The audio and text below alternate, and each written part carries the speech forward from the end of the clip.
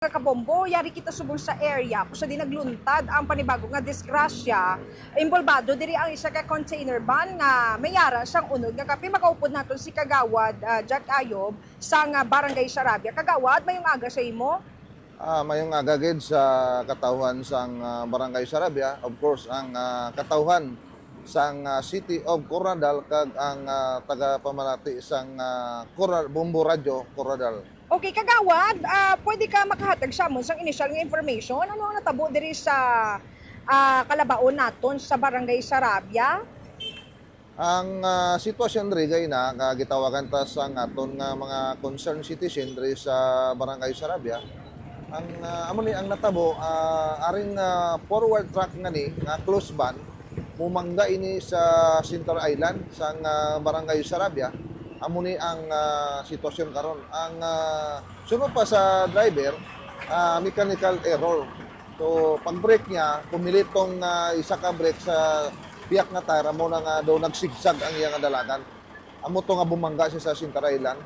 Okay. So mechanical error. Ano mga oras nagluntad in nga sambit nga pagbunggo niya sa Center Island? Actually mga 6:40, around 6:40 sang aga subong nga adlaw.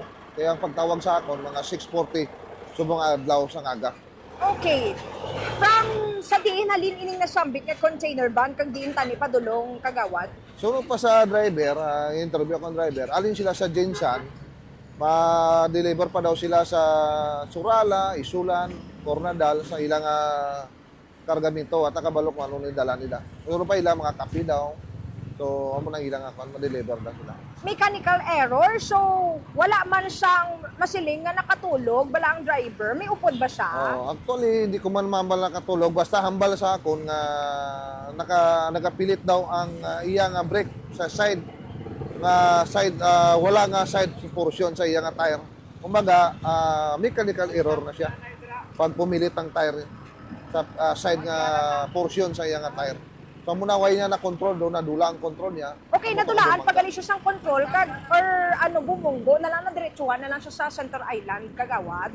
Amo to pag-brake niya daw, pag-brake niya amo to nga nagsigsag tong salakyan ang iya nga forward. Naabot niya gid ning Center Island. So nabangga niya gid siya. Amo to yan na control kay gapilit daw ang brake nga do left side sa iya nga tire. Okay. Di kamusta man ang driver kang ang iya nga upod, Kagawad? Ang driver may gasgas sa tuhod. Ang iya nga labor, iya nga kaupod do normal man siya, wala man problema. Actually, kaluyan ang aton nga mga responders sa Barangay Sarabia, BPATS, kag aton nga mga kabalikat, ari naman digay na, ang aton nga PNP traffic. Gitagaan naman sang first aid ang driver nga may gasgas sa tuhod. Okay. Di sa amo ni nga tion, Kagawad, kay holiday season, Yuletide season, nagahilapit ang bagong tuig. Ano ang mga dugang natin nga panawagan sa publiko, sa mga motorista, kag syempre ning mga nagamaneho sang four-wheel vehicle?